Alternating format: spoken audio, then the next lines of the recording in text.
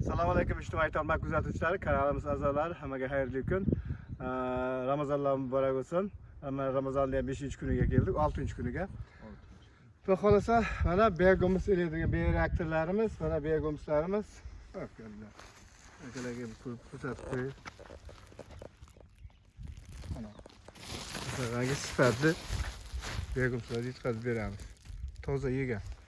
Mana elanib keldi. Atxoti kerak kelsa, kelgisi uni ham elaymiz. Mana yaqinda 8 tonna o'sha nimaga chiqardik. Shaharga Mashhaddan Chisloykkani olishdi. Mana bu yerga yana 5 tonna mana G'ofir aka Kosonsoy tumanidan kelgan akalar, G'ofir aka. Muhammadjon aka. Muhammadjon aka, o'lashib G'ofir aka nari bo'lgan odam. Har kuni odam kelyapti. Mana siz ham anchadan ishlatasiz. Mana bir necha yildan beri sizdan olib ketamiz. Xudoga shukr, yaxshi. Bir effekti bor uchun kelyapmiz. Natija Endi natija bo'lgani uchun kelyapmiz. Biz Kosonsoydan-ku. Natija bo'lmasa kelamizmi deydi. Yiliga 150 tonna, 200 tonna chiqazamiz. Albatta bundan kimdir naflansa, kimdir issiqxonasidami, gulchimi, pomidor bodrimi, qovun tarvuzimi hosildorligi zo'r bo'lsa, albatta men xursand bo'laman. Maqsadim ham shu. Maqsad shuda. Chiroyli bo'lishi kerak. Endi sizlarga chuvalchani holatini ko'rsatib beraman.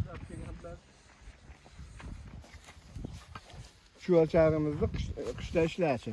Hali ham qishku.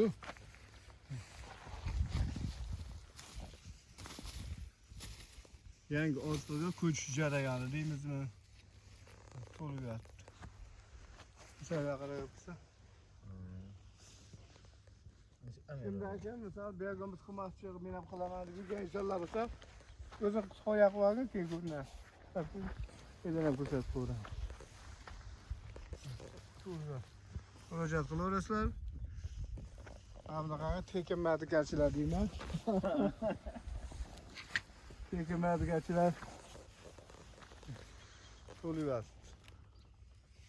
Chiqarib beraveramiz, murojaat qilaverasizlar.